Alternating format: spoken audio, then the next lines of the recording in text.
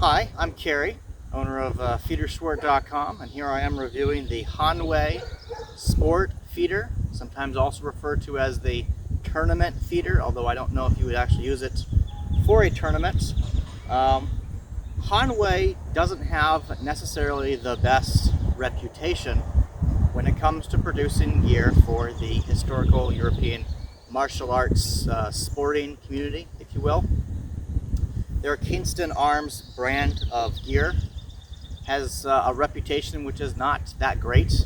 Their first model of feeder, it wasn't that good, okay?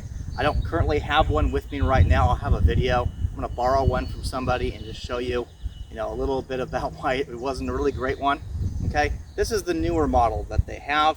This is what I'm currently selling. I'm currently selling this, I think about 160 bucks. It is the cheapest price for this you're going to find on the market. I think a lot of people who are purchasing wholesale, a lot of Red Dragon and Kingston Arms HEMA gear, they don't really understand the market. They're just going by the manufacturer recommended price, which is much too high in my opinion for the quality of some of the goods, especially in comparison to other stuff. They say this is for a tournament, and I don't know if it really would hold up for a tournament. I'm going to do a stress test later on when I find something I can hit with this that's probably not going to get destroyed. I travel around, by the way. I live as kind of a digital nomad, semi-retired, and right now I'm at a beautiful park here by the beach. So this is totally suitable for light to, I would say, at least medium intensity level of drilling and sparring.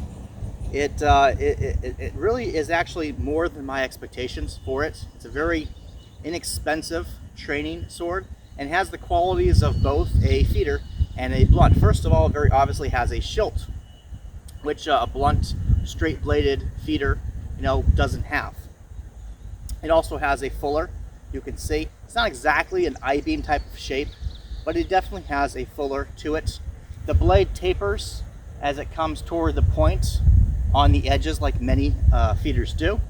But one thing that's different is that it does taper on the sides as well, so it gains less mass as it gets toward this point here. It is completely blunt, so it's not going to cut anybody or anything. The type of tip, I would refer to this as a spatulated tip. Now, many people refer to other types of tips as a spatulated tip simply because they're flat on this side, but I don't actually refer to a lot of these others as spatulated. I think they're more of a button shape. It just happens to be a rectangular button being that has a very flat pointed end at a very flat tip, basically. This still has very much a rounded tip to it, so this would be a true spatulated tip in my viewpoint. The Fabry, which I reviewed previously, I called it a button tip because I do think it's more of a button than a spatula. You couldn't use this, to flip pancakes or anything on the Fabry, but you could do, use this as a cooking instrument for this this Kingston Arms Hanway sport feeder. So this is an actual true spatulated tip. What the Fabry has and what many other manufacturers have, they're really more of a button tip in my personal opinion because they flatten, but they wedge out a little bit more, and that creates more of a flat surface, more like a rapier button, essentially. So, in terms of flex, it has a very good flex, okay? It is much better flex than previous generations of the Hanway Feder, which looks more like a historical Italian model, okay? I have a picture of it here for right now, but I'll have a video when I borrow one of them from a friend.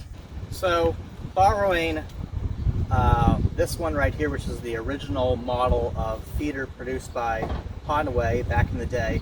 It's notorious for being very flexible and loose, kind of like a wet noodle. A lot of people didn't like it. They were known to break and not really handle a lot of drilling. And as a comparison to this version, to the newer sport feeder model, it's very different. There's a lot of similarities, okay?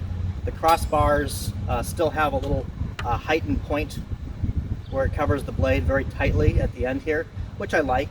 and it has the pronounced area for doing a thumb grip, okay? And so that stuff it has in common, but otherwise it's a very different pommel. It's obviously a very different grip material. It's a different handle design. This one is very round. This one's a little bit more oval shaped and diamond shaped, a little bit more historically accurate for the period. The crossbars are not quite the same length. The crossbar on this one just a little bit shorter, and it has the rounded buttoned finales on it here. The blade is obviously very different. It's a very different flex, and even the tapering at the end with the way that the spatula tip is designed. This one's a little bit more pronounced and thicker, where this one's a little bit more flatter. So there's quite a lot of differences between these two, and they shouldn't be confused for being the same model, because they're not. This has been improved. This is not a historical design for a feeder. It was definitely designed in mind for modern sport, historical European martial arts longsword usage. The crossbar has the rounded edges here, so it's less likely to ever damage you, or when you're wearing a mask, cause less damage to your mask. The pommel is a rounded pear pommel, but it has a little bit of a flat surface on the edges here in alignment with the handle, which I can only assume is there to make it easier for you to grip the pommel when you are using it. That's a nice touch. The grip, the Italian Hanway's Italian style Hanway Feder that they had before, that had a pseudo leather handle on it. This one is cord wrapped, which is standard to most of the other feeders produced by other manufacturers these days. It's a decent cord. I would personally probably rewrap this with tennis grip personally, but it's still a good cord. Another noticeable feature is that it has this little imprinted area in the center of the crossbar, which, as my understanding, is to make it easier for when you are using a thumb grip. So you come in here like this, go down like that. It's designed for that purpose. I don't know if it really improves the utility of being able to do a thumb grip, but I think it's a nice touch. The crossbar also is it's harder to see if you're not looking straight at it. It definitely holds in close, which I can only assume this design makes it a little easier for it to not come loose. But it may create structural integrity issues. I guess we'll see when I bang this against something. I definitely think that the weakest area of it is certainly the weak of the blade, ironically enough. Now you see in most feeder designs, the blade might taper off a little bit with its length toward the end, but the thickness of the overall edge remains consistent, which makes it a good, intense training tool. The Aureus that I have and I previously reviewed definitely is like that, as well as most designs of I-beam shaped weapons. Blades, I should say.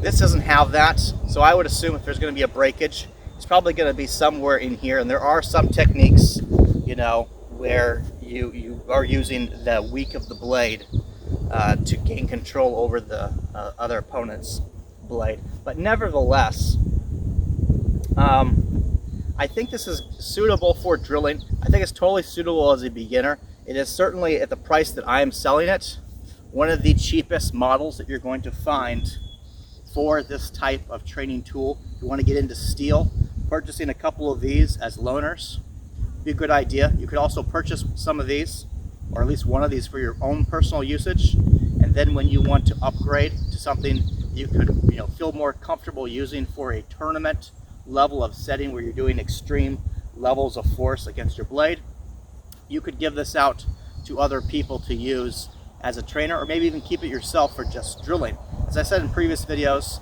some people have a weapon for tournaments. Some people have a weapon that they only use for drilling that helps them extend the lifespan of their tournament weapon, and they use a cheaper weapon that doesn't need to have as much force resistance that they'll use for drilling and lesser intense sparring, and it really extends the lifespan of the weapons, because even the best forged blade will eventually break under enough structural damage from intense levels of play. I think that it's well designed. it's actually unique. I'm surprised that more people are not talking about these. I guess just the bad reputation that Kingston Arms Hanwei gained from their first generation of these has turned a lot of people off. They wouldn't even bother. I know there's some tournaments that say like you can't even use these in the tournaments, but I don't really see why. It definitely has a good flex. I know that the previous generations tried to do something like this with it. There's a good chance the blade would snap. This doesn't have that problem. This is fine for thrusting with safely. I probably, because you know it has this tapering at the tip here, I probably would not be so comfortable using this for extreme levels of play. I think that it probably won't stand up. We'll find out when I smash it against something, okay? But that's just my feeling, initial thoughts on using it. I don't think you should use this for extreme levels of play, but if you're a beginner, you're not going to do extreme levels of play anyway, and in most training environments in your club, you wouldn't be using extreme levels of play either. It's a good way for people to get injured. It's a good way for you to lose your gear. Okay, even the best forged sword can break under extreme levels of stress.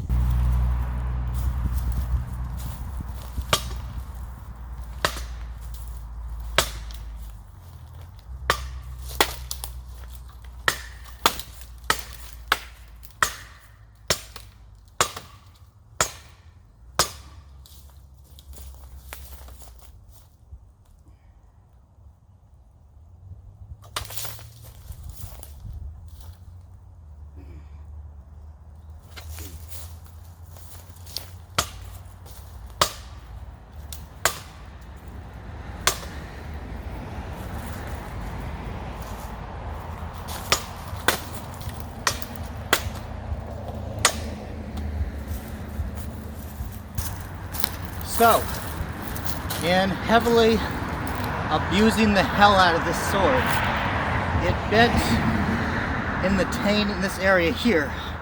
The blade itself did not break, doesn't have any bends in it really. There's a mild bend in here, and it's just the tane that's really been very warped. Now, of course, this is not what you do with the Feder, okay? What I'm doing here is destruction testing. I am testing the durability of the weapon for use as training. You would never really do something like this with a feeder, okay? Especially that's meant for the type of training that it's meant for. Light to medium levels of drilling. And free play as well, I would say. If you're going to be going extreme, if you're going to be hitting as hard as you possibly can, going all out, tournament level play, this is not a tool for that. This is an entry level training tool for beginners and is suitable for club loaners for that purpose. That's what this is for, and I can feel confident in selling it. Is the cheapest, most affordable price on the market, and we got a lot of these we can sell. So I hope that you got something out of this. Hypothetically, this could be straightened a bit, I suppose, but I think that it's definitely deteriorated. It's no longer, I would consider this to be a safe loaner. Now that it's bent in the tane like this, it's most likely going to snap if it's really heavily used again. Could even maybe snap trying to straighten it. Again, this is not something for people to practice doing randomly at home. I am in 350 yen rated puncture resistant material, but that's just a precaution, okay? Don't actively destroy your swords like this unless you're very confident in what you're doing. Hope that this review has given people some confidence, at least in the quality of the blade. Okay, the blade is pretty held up to some pretty fierce abuse. You know, I took off quite a good chunks off that tree.